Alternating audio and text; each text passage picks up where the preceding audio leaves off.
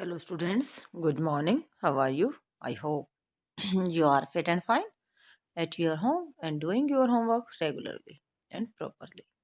Students, Chapter 8 Our Past Devotional Paths to the Divine के first and second video मैं आपके पास send कर चुकी हूँ और थर्ड वीडियो आज हम रीड करने जा रहे हैं। वीडियो को ध्यान से सुनना है और समझना है।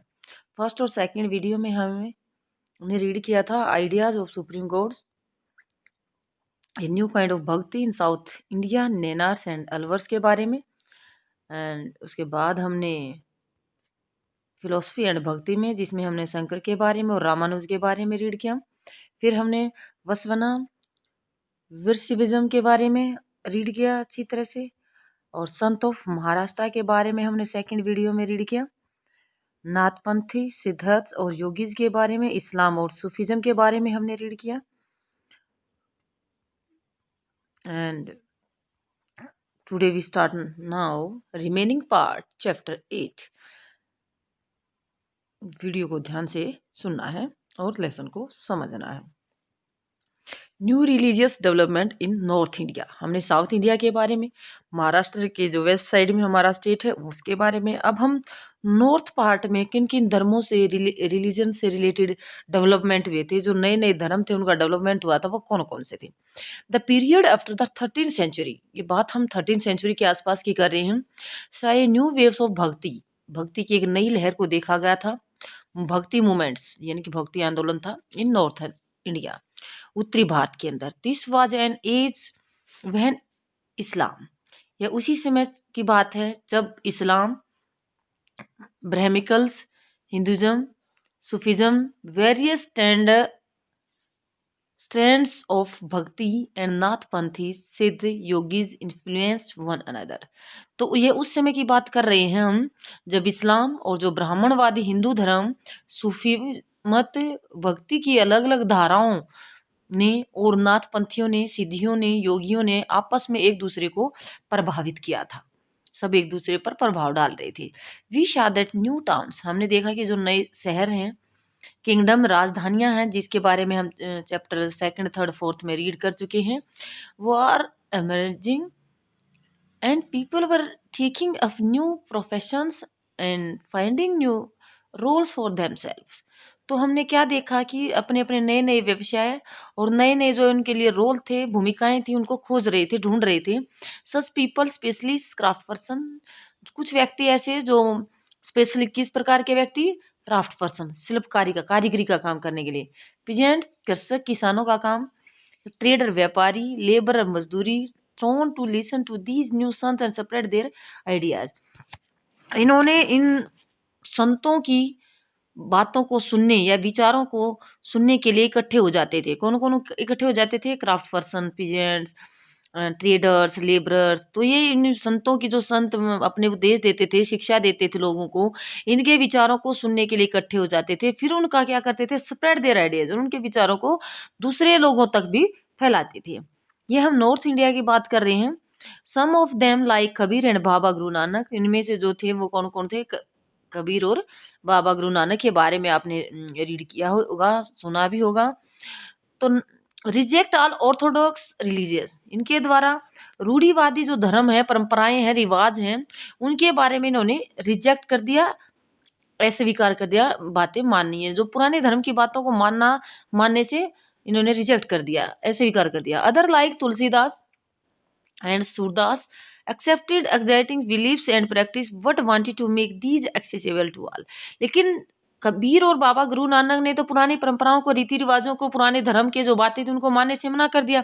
लेकिन जो तुलसीदास और सूरदास थे, उनके द्वारा उस समय के जो विश्वास थे या पद्धतियां थी, उनको स्वीकार करते हुए, उस प्रकार उस समय के जो विश्वास थे, धार्मिक विश्वास थे, व्यवहार थे, उनको स्वीकार करते हुए उन्हें सब लोगों तक पहुंचाने की कोशिश की। यानी कि ये विचार ज्यादातर लोगों तक पहुंचाने की कोशिश की। किसके द्वारा? तुलसीदास और सूरदास के द्वारा। गुरु नानक और कबीर ने तो मानी नहीं पुराने विचारों को, लेकिन जो तुलसीदास और सूरदास है, उन्होंने उन्हीं विचारों को और आगे फैलाने की कोशिश की थी। Tulsidas conceived of God in form of Rama. Tulsidas ने ईश्वर को राम के रूप में धारण किया था। जो तुलसीदास थे वो राम के बारे में लिखते थे और अपना भगवान उसको मानते थे। तुलसीदास कंपोजिशन, जो तुलसीदास की रचनाएं हैं, द रामचरितमानस, तो राम के बारे में उन्होंने लिखा है। रिटिन इन अवधी लैंग्वेज, अवधी लैंग्वेज में लिखा गया है इन ईस्टर्न उत्तर प्रदेश, जो उत्तर प्रदेश का पूर्वी पार्ट है। इन इम्पोर्टेंट बोथ है, ये दोनों साइड से इम्पोर्टेंट है। ये हमारा इंडिया का मैप है जिसमें किस किस टाइम पर किस किस संत के बारे में क्या इफेक्ट था, वहाँ लोगों पर क्या इसका प्रभाव था। तो ये जैसे हमारा ऊपर का नॉर्थ का पार्ट है, यहाँ देखो सूरदास है, रामानंद है, कबीर है, रविदास है, वल्लभाचार्य है, तुलसीदास है। फिर ये इधर देखो शंकरादेवा या ईस्ट का साइड में है। फिर ये चैतन्य देवा है, इधर ये रामदास है, इधर ये वैश्वन्ना है, नामदेव है, नरसिंह मेहता का, दादू का, मीराबाई का। तो ये अलग अलग एरिया में, एकनाथ, तुकाराम, ये जो हम रीड कर रहे हैं कि संतों के बारे में, ये यहाँ नीचे मणिकावासागार, रामानुजा एंड नामालवार। तो ये अलग अलग से 9th सेंचुरी में, 11 से 12th सेंचुरी में, 9th सेंचुरी में, 17th सेंचुरी में, 15th 16th सेंचुरी में, कब कौन से टाइम पीरियड में कौन सी सेंचुरी में किस धर्म को कहाँ पर अपनाया गया, कौन से संत के द्वारा उस धर्म से रिलेटेड बातों को वह फैलाया गया, ये दिखा गया है। तो यहाँ हमने क्या देख रहे थे, important both as an expression of his devotion and as a literary works. तो ये क्या था कि अपने भगवान के प्रति भक्ति भाव को अभिव्यक्त करना और साहित्य लिखना, ये दोनों ही इम्पोर्टेंट थे। यानी कि भक्ति भगवान के प्रति रखना और उसके बारे में लिखना अपने भगवान के। ये कौन कह रहा है, तुलसीदास जी कह रहे हैं, जिन्होंने अपनी एक पुस्तक लिखी थी रामचरितमानस, जो किसको भगवान मानते थे, राम को। सूरदास वाजन, ऐसे ही सूरदास जी थे जो अडेंस डिवोटी ऑफ कृष्णा, वो किसके भगत थे, कृष्णा के अनन्य भगत थे। हिज कंपोजिशन, उसकी जो रचनाएं थी, कंपाइल्ड इन द सूरसागर, तो उसने उसकी जो रचनाएं थी वो सूरसागर थी, सूरसारवली थी एंड संहिता थी। तो तीन बुक थी, तुलसीदास जी की थी रामचरितमानस, सूरदास जी की Sursagar, Sursaravali and Samhita. Lahiri express his devotion, इन सारी रचनाओं में उसने अपने भगवान के जो भक्ति है उसको एक्सप्रेस किया गया है, उसको बताया गया है, अपने भगवान कृष्ण के बारे में उसने लिखा है। Also contemporary was also Sankardeva उपाश्याम, उसी समय असम स्टेट्स के अंदर जो देवा थे उस संत को माना गया था। कब, 15th सेंचुरी में। हु एम्फिफिस्ड डिवोशन ऑफ विष्णु, वो विष्णु भगवान को मानते थे। And composed poem play in Assamese, Assam language के द्वारा, असम लैंग्वेज में उसके द्वारा कुछ पोइम और प्ले, नाटक और कविताएं लिखी गई थी। He begin the practice of setting up namghars और house of recitations and prayers as practice this continues to dates. तो जो शंकर देव थे असम के अंदर, असमी लैंग्वेज में, असमिया लैंग्वेज में उसके द्वारा कविताएं और नाटक लिखे गए थे। उसके द्वारा ही नामघर स्थापित करने की पद्धति चलाई थी जो आज तक चल रही है। नामघर, जहां बैठ के वो भगवान का नाम लेते थे, प्रेयर करते थे, प्रार्थना करते थे। तो वो नामघर बनाने की जो पद्धति थी वो किसके द्वारा चलाई गई थी, शंकर देवा के द्वारा। कहाँ पर, असम के अंदर। और असम लैंग्वेज के अंदर, असमिया लैंग्वेज के अंदर उसके द्वारा पोइम और प्ले लिखे गई थी, जो आज तक ही कंटिन्यू है। This tradition also include sant like Dadu Dayal, Ravidas, Mirabai. Mirabai was a Rajput princess married into the royal family of Mewar in the 16th century. तो यहाँ दूसरे संतों के बारे में हम रीड करते हैं, जैसे दादू दयाल के बारे में, रविदास के बारे में और मीराबाई के बारे में। तो मीराबाई क्या थी, एक राजपूत राजकुमारी थी, प्रिंसेस थी, मैरिड रॉयल फैमिली, एक शाही परिवार में उसकी शादी हुई थी मेवाड़ के अंदर। कब, 16th सेंचुरी में। Mirabai became a disciple of Ravidas as a son from a caste considered untouchable. तो मीराबाई की जो भक्ति थी वो रविदास की भगत बन गई थी, अनुयायी बन गई थी। रविदास जो अनटचेबल जाति के माने जाते थे, अछूत जाति के माने जाते थे या लो कास्ट के माने जाते थे। सी वॉज डिवोटी टू कृष्ण, वो अपना भगवान किसको मानती थी? कृष्ण भगवान को। Compose innumerable bhajans expressing an intense devotion, उसके द्वारा कई भजन लिखे गए। भगत भजनों में अपने एक्सप्रेशन को उन्होंने क्या किया? अपनी डिवोशन, अपनी भक्ति को एक्सप्रेस किया भजनों के द्वारा। बहुत सारे भजन लिखे गए थे उन्होंने कृष्ण की भक्ति के लिए। Her song also openly challenge the norm of upper caste and the become the popular with the masses in the Rajasthan and the Gujarat. तो उसके गीतों के द्वारा जो हाई कास्टिस हैं, उच्च जातियां हैं, उनके रीति रिवाजों के नियमों की खुली चुनौती दी गई थी, खुली बुराई की गई थी। और उसके जो भजन है वो ज्यादा फेमस हुए थे, पॉपुलर हुए थे। कहाँ पर? राजस्थान के अंदर और गुजरात के अंदर। ये किसके बारे में पढ़ रहे हैं हम? मीराबाई के बारे में। राजस्थान और गुजरात में उसके जो भजन थे, उन भजनों में ओपनली चैलेंज किया गया था किसके नॉर्म्स को? अपर कास्ट के जो रूल नियम बनाए गए धर्म से रिलेटेड, उनका विरोध किया गया था उसके भजनों में। और उसके भजनों को ज्यादा फेमस किया कहाँ हुए थे? उसके पॉपुलर कहाँ हुए थे? राजस्थान और गुजरात में। And unique features of most of the sant in is that their work were composed in regional language and could be sung। तो इन संतों ने, जो ज्यादातर संतों के बारे में हमने इस लेसन के अंदर रीड किया है, इनकी जो रचनाएं थी, कंपोज थी, वो उनकी रीजनल लैंग्वेज में, क्षेत्रीय भाषा में लिखी गई थी, ताकि लोगों को अच्छी तरह से उनकी जो रचनाएं हैं वो समझ में आ सके और उनको कई आसानी से गाया भी जा सके। कूड भी संग यानी कि उनको आसानी से गाया जा सके, भजन बनाया जा सके।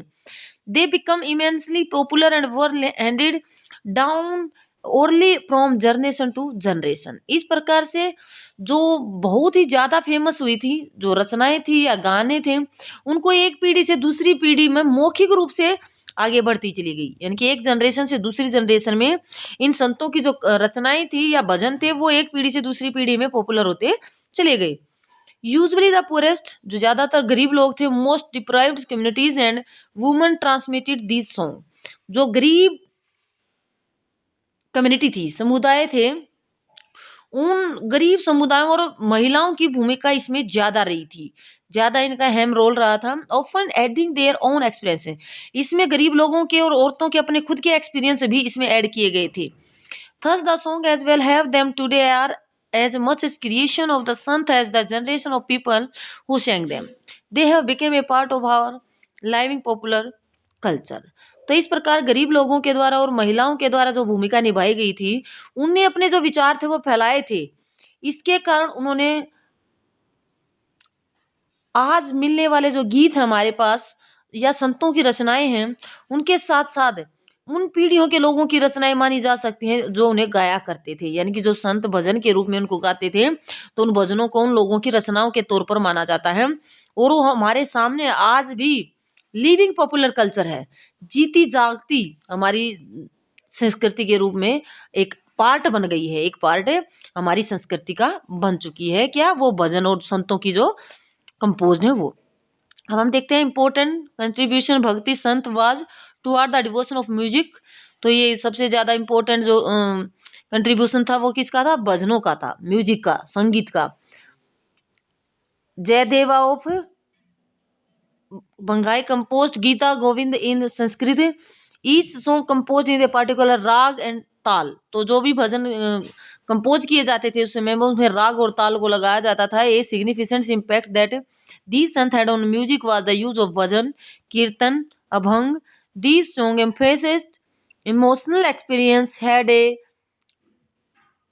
tremendous to the common people. तो ये इस प्रकार के जो भजन कीर्तन थे, अभंग थे, ये लोगों के अंदर ज्यादा ही इम्पोर्टेंट हो गए थे।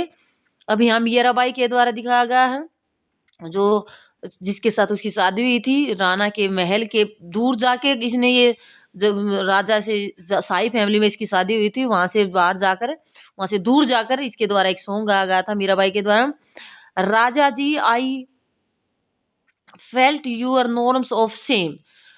तो ये क्या कहता है कि I and false decorums of the princely lives, I have left your town, and yet Rana, why have you kept up enmity against me?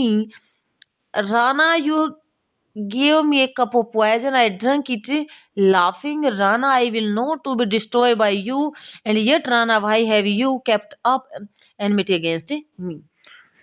तो ये इस प्रकार का एक सॉन्ग है जो अपने राणा जी जो उसके हस्बैंड थे उसके बारे में ये लिख रही है, उसके बता रही है कि जो लोक लाज है, यानी कि जो समाज है हमारे जनता की है, कुलरा मर्यादा जग में माँ जग रखा है।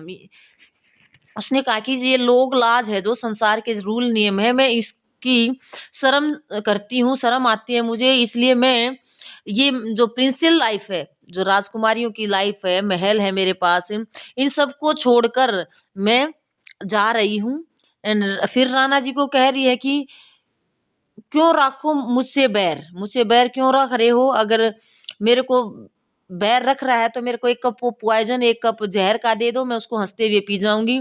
फिर वो कह रही है कि बार ने बाको भयो गरल, यानी कि जो बाघ को बिहारी है मेरा, मैं उसको, अगर आप मेरे को जहर दोगे तो मैं उसको अमृत समझ कर पी जाऊंगी, और आप मेरे को मेरे साथ किस प्रकार का बैर रख रहे हो? मैं तो उस भगवान की शरण में हूँ। तो ये सारी विचार एक भजन के तौर पर मीराबाई के द्वारा लिखा गया था।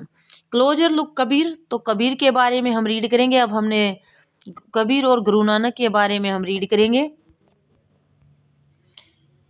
तो यहाँ क्या बताया गया है? Kabir who probably lived in the 15th and 16th century. तो हम कबीर के टाइम पीरियड का क्या टाइम है? 15th से 16th century. Was one of the most influential sant, तो उसको एक महत्वपूर्ण प्रभावशाली संत थे, कबीर को माना जाता था 15 से 16 सेंचुरी के अंदर। He was brought up in family of Muslim julaha और वीवर सेटल इन और near the city of Banaras, Varanasi. जो कबीर थे वो एक जुल्हाए की, वीवर्स की फैमिली से थे। उनका मुसलमान जो जुल्हाए थे बुनकर थे, उनके परिवार में उसका जन्म हुआ था।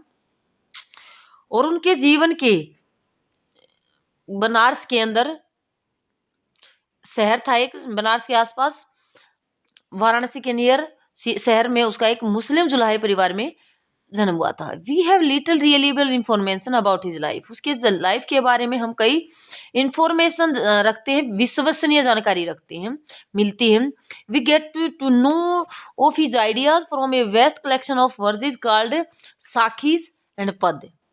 सखी एंड पद है, जो साखी और पद हैं उनके से हमें उनके बारे में ज्यादा विचारों के बारे में पता चलता है। Said to have been composed by him, और उसके द्वारा ये कंपोज किए जाते हैं। Sung by the wandering bhajan singer, और फिर उसके द्वारा भजन के रूप में उसको गाया जाता है उसकी रचनाओं को। Some of these were later collect and preserved in the Guru Nanak Sahib पंचवाणी बीजक।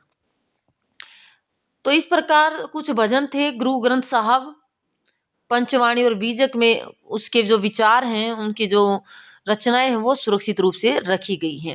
इन सच ऑफ ट्रू लॉर्ड्स, वो सच्चे भगवान की खोज में लगे हुए थे। इस जो कंपोजिशन यहाँ लिखी गई है कबीर के द्वारा, तो उसमें क्या लिखा गया है? O Allah Ram present in all living thing, जो भगवान है वो हर जीवित वस्तु में है। Have mercy on your servant, अपने सर्वेंट पर भी दया करो ओ लॉर्ड हो भगवान। Why bump your head on the ground? Why bath your body in water? You kill and you call yourself humble, but your voice you cancels. तो इसमें क्या बताया है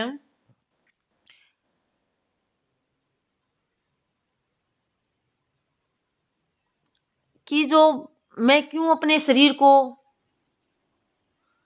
डेली, अपने सिर को या शरीर को डेली क्यों स्नान करता हूँ, क्यों मैं दूसरों को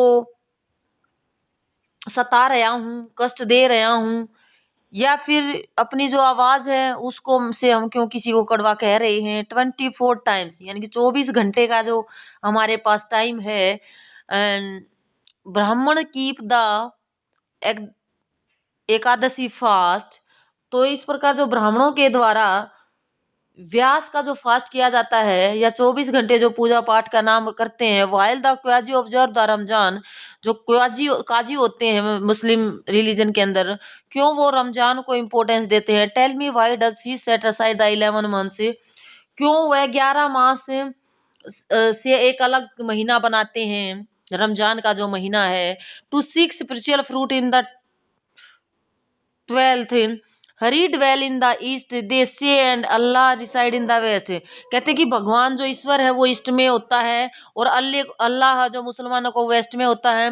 search for him in your heart, उसको अपने दिल में सर्च करके देखो। In the heart of your heart, और वो सिर्फ कहाँ मिलेगा? आपके हार्ट में ही मिलेगा। देर ही ड्वेल रहीम राम, तो वो क्या कहता है कि भगवान तो रहीम में भी है और राम में भी है। इसको आप अलग अलग मन्ने माने, कोई इसको हरी ईश्वर में ढूंढ रहा है, कोई इसको अल्लाह में ढूंढ रहा है, कोई इसको टेम्पल में ढूंढ रहा है, कोई इसको मस्जिद में ढूंढ रहा है, कोई इसको ईस्ट में ढूंढ रहा है, कोई इसको वेस्ट में ढूंढ रहा है। तो कबीर जी कहते हैं तो ये सिर्फ किस में है? हमारे दिल में है, हमारे हार्ट में है। ये कविता कबीर जी के बारे द्वारा लिखी गई है। Kabir teaching were based on A complete, इस प्रकार की जो कबीर की शिक्षाएं हैं वो क्या बताती हैं? Indeed Westman's rejection of major religious traditions. His teachings openly ridicules all form of the external worship of both Brahminical Hinduism and Islam. तो कबीर जी के जो उपदेश थे, टीचिंग्स थी, वो धार्मिक जो परंपराएं थी, रिलीजियस परंपराएं, ट्रेडिशन थी, और जो रिजेक्शन उसको अस्वीकार किया गया था। इंडीड से जो उनके काम थे, जो मतलब सिर्फ आडंबरों से रिलेटेड थे, यानी कि दिखावों से रिलेटेड थे, उनको अपनाने से कबीर के द्वारा मना कर दिया कि मैं इन आडंबरों को, रीति रिवाजों को नहीं अपनाऊंगा। हिज टीचिंग ओपनली, उसके जो शिक्षाएं थी, उपदेश थे, उसको खुले रूप से उसने हिंदू धर्म और इस्लाम धर्म दोनों के जो आडंबर पूर्ण पूजा है उनका मजाक उड़ाया है, उसका मजाक बनाया है कि ब्राह्मणों के द्वारा जो रूल बनाए गए हैं हिंदुइज्म में, और जो इस्लाम धर्म की अपनी जो परंपराएं हैं वो सब की उसके द्वारा बुराई की। किसके द्वारा बुराई की गई थी? कबीर के द्वारा। The preeminence of the priestly classes and the caste system, तो इस प्रकार उसके काव्य की जो भाषा की बोलचाल की थी वो हिंदी थी। वो हिंदी में लोगों की जो बातें थी उनको समझाते थे लोगों को अपनी रचनाओं के बारे में। The language of his poetry was a form of spoken Hindi widely understood by the ordinary people, वो हिंदी लैंग्वेज में इसलिए समझाते थे ताकि जो साधारण लोग हैं वो आसानी से उसको समझ सकें। He also sometimes used cryptic language which it's difficult to follow, तो कभी कभी जो कई क्राइप्टिक लैंग्वेज होती हैं, यानी कि रहस्यमय लैंग्वेज होते हैं, उनका प्रयोग किया जाता है जिन्हें समझना कठिन हो जाता है। Kabir believed in formless supreme courts, Kabir विश्वास करता था कि जो भगवान है, परमेश्वर है, उसका कोई आकार नहीं है, फॉर्मलेस है, उसकी कोई आकृति नहीं है। Preached that only path to salvation was through the bhakti और डिवोशन, उस भगवान को सिर्फ भक्ति के माध्यम से प्राप्त किया जा सकता है, सैल्वेशन के माध्यम से। Kabir Drew his follower from among both Hindus and Muslim, Kabir Hindu और मुसलमान दोनों उसके अनुयायी थे, कबीर को विचारों को मानते थे। ओके स्टूडेंट्स, आज हम इतना ही करते हैं। नेक्स्ट वीडियो को हम अलग से, नहीं तो लेसन, ये इस लेसन की जो वीडियो वो ज़्यादा बड़ी हो जाएगी। यहाँ तक वीडियो को ध्यान से सुनना और समझना है। Okay, thank you.